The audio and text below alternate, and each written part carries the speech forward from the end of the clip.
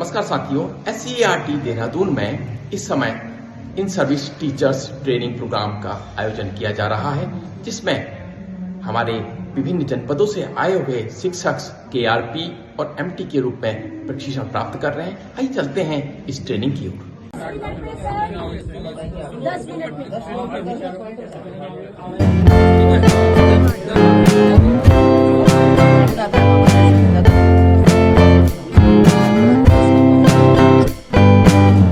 साथियों, हम लोग 11 नवंबर से 15 नवंबर के बीच SCERT देहरादून में KRP MT प्रशिक्षण हेतु यहाँ पर आए हैं, प्रतिभाग कर रहे हैं। हमारी ये ट्रेनिंग जो है 11 नवंबर के पहले सत्र जो प्रारंभ हुई उसमें परिचय सत्र रहा। उसके बाद कंचन देवराड़ी मैम जी के द्वारा नई शिक्षा नीति 2020 के बारे में विस्तारपूर्वक बताया गया और इसके अंदर उन्होंने कहा कि नई शिक्षा नीति 2020 का जो मुख्य बिंदु है और उसकी क्या विशेषताएं हैं, ये क्यों आवश्यक है। तो NEP 2020 में विशेषकर प्रोफेशनल एजुकेशन को इसमें महत्व दिया गया है, क्योंकि समय को देखते हुए और भारत के साथ साथ अंतर्राष्ट्रीय स्तर पर जिस गति से और जिस दिशा में लोग समस्याओं के समाधान के लिए आगे बढ़ रहे हैं और समस्याओं को हमारे जो सम्मुख से समस्याएं हैं वो किस तरह से उनका हम निदान कर सकते हैं। हम देख रहे हैं आजकल तेज़ी से बढ़ती जो जनसंख्या है और जो उनकी आवश्यकता है, जैसे बेरोजगारी की जो समस्या बहुत बड़ी समस्या है और ये संभव नहीं हो सकता है कि जो है चाहे वो गवर्नमेंट सेक्टर हो प्राइवेट सेक्टर हो, उसमें सारे पढ़े लिखे शिक्षित प्रशिक्षित लोगों को उसमें युवाओं को जॉब आसानी से मिल सके। तो क्योंकि पढ़े लिखे नौजवानों की संख्या बहुत ज़्यादा है, इसको देखते हुए हमें अपनी युवा पीढ़ी को उनके जो हुनर को देखते हुए, उनके अंदर रुचि को देखते हुए और अपने उपलब्ध संसाधनों को देखते हुए कैसे उनको उसे जोड़ सकते हैं, कैसे उपलब्ध संसाधनों के बीच हम जो है अपनी समस्याओं का समाधान निकाल सकते हैं और क्या हम कर सकते हैं। 11 नवंबर को KRP ट्रेनिंग के लिए हम लोग SCERT देहरादून में उपस्थित रहे और इसमें पहले दिन 11 तारीख को द्वितीय सत्र में विद्यालय शिक्षा विभाग के अंतर्गत जो विभिन्न प्रकार की छात्रवृत्तियां हैं, जिनमें NMMSS और शिवानंद नोटियाल, श्रीदेव सुमन और प्रतिभावान जो मेधावी छात्र हैं उनके लिए मुख्यमंत्री जो छात्रवृत्ति है उनके बारे में जानकारी दी गई। और उसके साथ जो हमारा चौथा सत्र था, चौथे सत्र में श्रीमती अनुज्ञा पैनुरी मैडम द्वारा निर्देशन और परामर्श पर हमको विस्तार से जानकारी प्रदान की। निर्देशन और परामर्श क्या है, इन दोनों में क्या अंतर है, इसके बारे में उन्होंने डिटेल से बताया। जैसे निर्देशन का मतलब होता है हम किसी चीज़ में किसी का मार्गदर्शन करना, और उसके साथ जो परामर्श है, परामर्श बैठ करके विचार विमर्श करके किसी बच्चे को या किसी व्यक्ति को सही जानकारी प्रदान करना, वो परामर्श के अंतर्गत आता है। तो हमारे जो प्रथम दिन का प्रशिक्षण था वो बहुत अच्छा रहा और इस प्रशिक्षण में हमारे नैनीताल टीम के द्वारा बहुत अच्छा यहाँ पर प्रदर्शन किया और आख्या बहुत अच्छी ढंग से प्रस्तुत की। Thank you.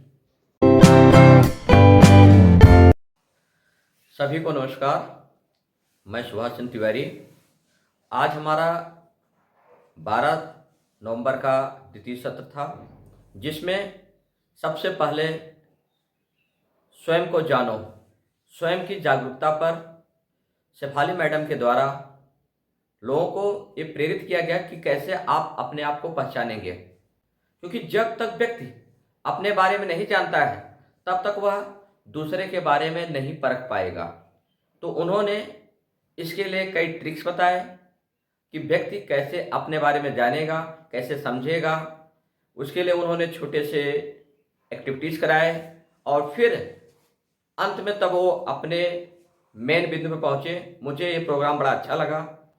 तत्पश्चात नई शिक्षा नीति में 21वीं सदी की चुनौती पर डॉक्टर गैरोला सर ने काफ़ी बढ़िया अच्छा फोकस डाला कि आने वाले समय में हमारे जो नई पीढ़ी या नए छात्र हैं वो किस प्रकार से मुकाबला करेंगे समस्याओं का। उसके लिए हमें अभी से अपने बच्चों को, अपने छात्रों को, अपने विद्यार्थियों को प्रेरित करना पड़ेगा कि आपको किन माध्यमों से आगे बढ़ करके अपने उद्देश्यों को पूर्ति करेंगे। इसके बाद नई शिक्षा नीति के द्वारा शिक्षा में गुणवत्ता पर बात की गई। जो शिक्षा पर गुणवत्ता की बात किए वो किए थे डॉक्टर दिनेश प्रसाद सर ने। उन्होंने कई एग्जाम्पल दे करके अपने वेद शास्त्रों को माध्यम बना करके नई शिक्षा नीति से जोड़ करके उन्होंने इस चीज़ को हमारे सामने रखा। ये जो उनका प्रेजेंटेशन था बड़ा अच्छा लगा। उससे हमें एक नई सीख मिली कि किस प्रकार से हम वेद पुराण को नई शिक्षा नीति से जोड़ करके बच्चों को बता सकते हैं। लास्ट में हमारा ICTC का प्रोग्राम था।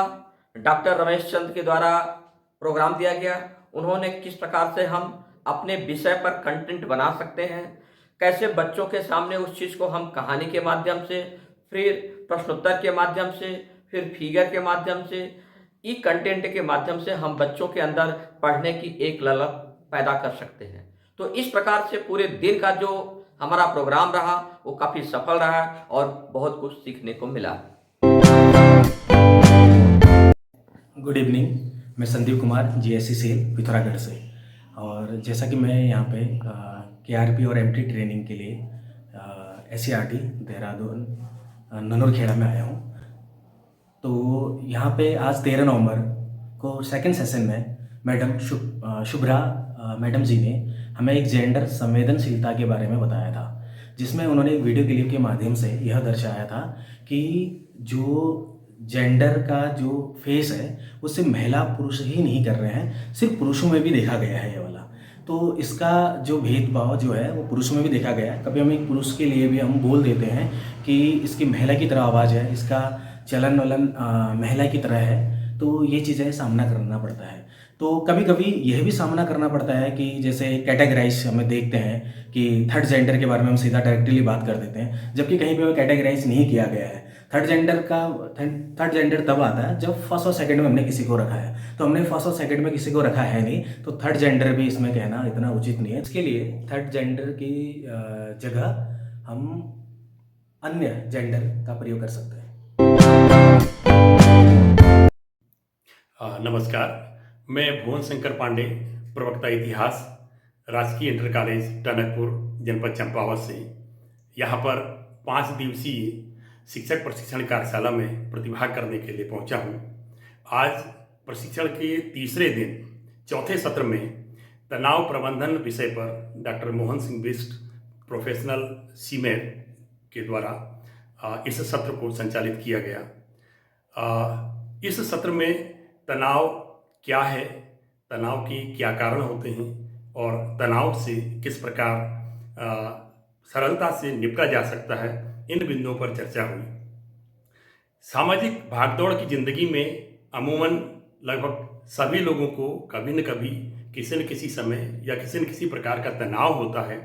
अगर इन तनावों को सकारात्मक तरीके से लिया जाए और सकारात्मक दृष्टिकोण रखा जाए तो इस तनाव को कुशलता से निपटा जा सकता है और बेहतर प्रबंधन के द्वारा इन तनाव से होने वाले नुकसानों से बचा जा सकता है।